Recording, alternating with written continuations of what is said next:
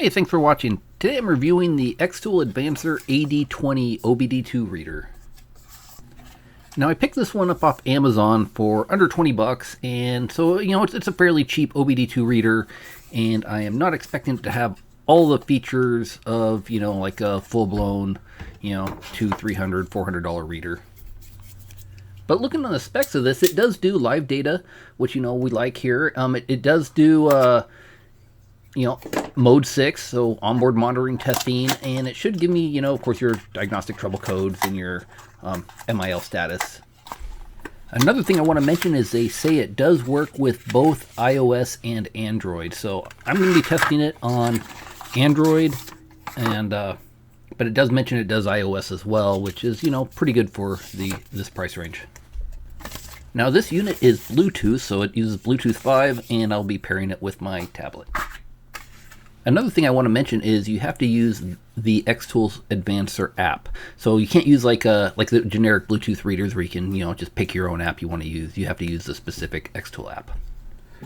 Now here's the XTool A30D I had, and this one costs a lot more. I don't know, 150, 200 bucks or something. But it does bidirectional.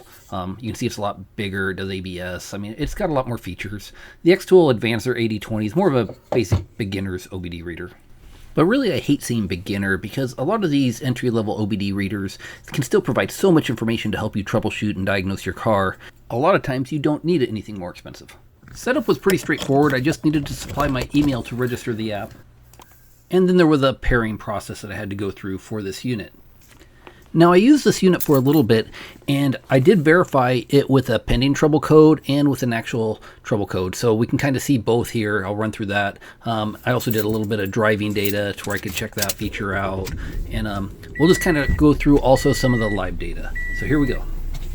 One thing I noticed right off the bat is this doesn't seem to do landscape mode. I don't know if it's my tablet or this app, but everything was in portrait mode. So sorry, I was hoping to fill up the whole screen, but you're going to see it in portrait mode.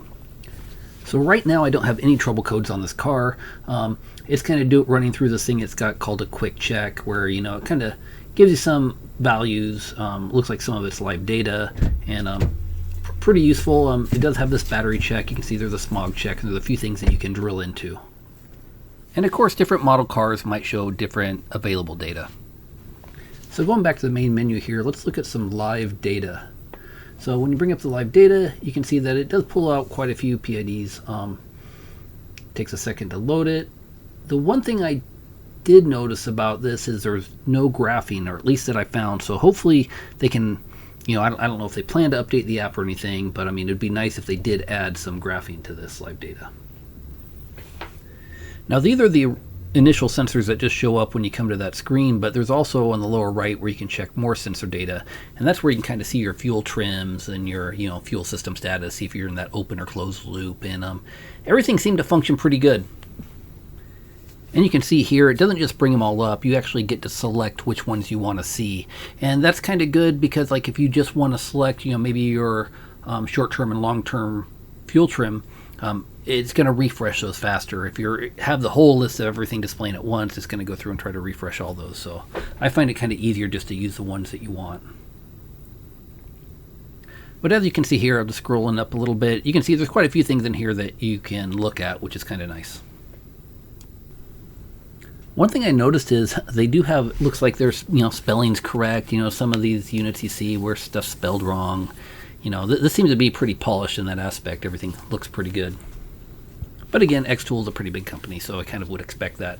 So I went ahead and selected all, and here you can see it's kind of starting to populate them. It does show that fuel system A, which is good, closed loop. And you can kind of see that little blue arrow that kind of comes down as it kind of refreshes these. So once you get everything in here, it seems to take, longer to refresh. And that's kind of why I like to, just kind of really pick what I want to see, unless I'm just kind of doing a quick overall scan. I won't go through what each of these mean, as I have a separate video for that, reading live data, where I run through each one of these on a handheld scanner. I'll link that video at the end if you're interested. But this does do live data, which is what, is a good feature to have in any scan tool. So down at the bottom here, you have the application center. You can go into that, and you can see there's, these are basically the main things that you're going to be able to get into. So There are some neat things. You know, you can display things like, you know, these dashboards right here to where, you know, you can kind of see how that looks while your car is running, you know, which is kind of cool.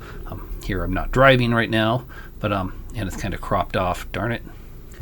Okay, here you can see it a little bit better. But yeah, so it kind of shows you some cool stuff. This kind of reminds me of, you know, when you do this in torque, you can show different things, but you can see your coolant temperature, you know, your intake temperature, your speed as you're driving and all that stuff. So kind of cool. And they have different ones that you can choose from, which is nice. Okay, basically I just restarted it. This is after driving around for a bit, and here's an example with a pending trouble code. You can see when I had started it up, it said there was a fault, and then you can run through this system real quick, and it's going to tell you which system was abnormal. There you can see that scrolled by, saying the emissions was abnormal. I'm kind of speeding it up just a little bit. And here you can see it says one fault code detected, and it's a P0441. So now it says it's a sporadic code. You can see there in the upper right. And this is not triggering a trouble engine light yet. This is a pending code, and I'll show you how we can go in there and see that. Okay, so back from here, I'm going to go ahead and drill in, and we're going to look at the trouble codes. Now, what's kind of cool here is, I'll just do auto scan, but I like how on this next screen here, it shows you the modes, you know, mode 1, mode 2, mode 3, mode 4, you know, so that's kind of neat to know that's what they're talking about. I'm going to go read trouble codes, and I clicked on stored codes, and you can see no codes are stored.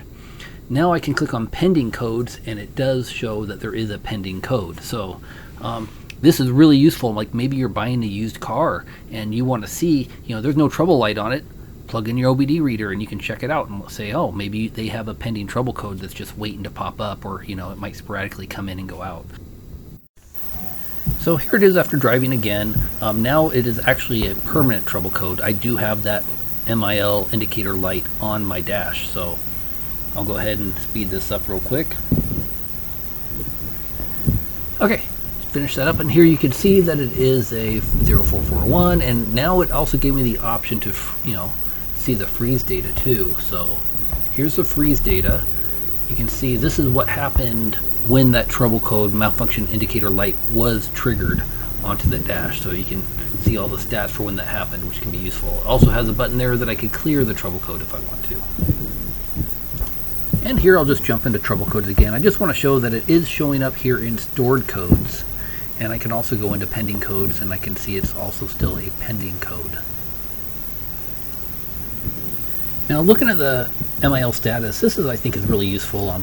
You know, if you're looking at a used car or something, you can see the running time after that malfunction indicator lamp lit up. So it's been running for 15 minutes. So you can also see the mileage driven after that lamp's been lit up. You know, the running time after the fault was cleared. You know, the last fault was cleared. The mileage driven after the last fault was cleared. So while you may know this information if it's your car, you know, but it's kind of useful if you're going to buy a car from somebody else, you know, to kind of see this type of information. Okay, I'm going to go ahead and clear this trouble code. I did trigger this, so I know what's the cause of it, so I know it's okay to clear. So here I'm just going to go through and get it cleared. And of course follow all warning instructions and all that stuff. And now that it's cleared, you can kind of see the background was blue there, which is nice instead of the red. And just looking at here, I can see the running time after the fault code is cleared is, you know, 1 minute. So I mean, if I went and looked at a car and I saw, hey, there was a fault that was cleared 1 minute ago, you know, I'd kind of be wondering what they're doing, especially if they told me there were no faults in the car.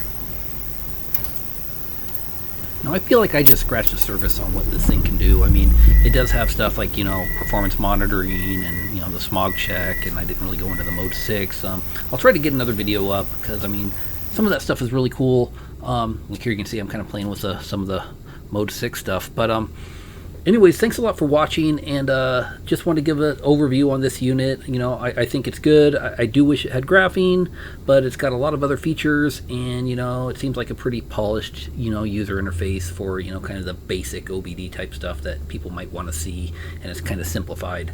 So anyways, I hope you like the video, and thanks again. As always, any comments, leave them below. You know, if you like it, go ahead and like it. If you dislike it, and, you know, of course, appreciate any subscribers and everything, and I'll try to bring more, hopefully, good content. Thanks. Bye.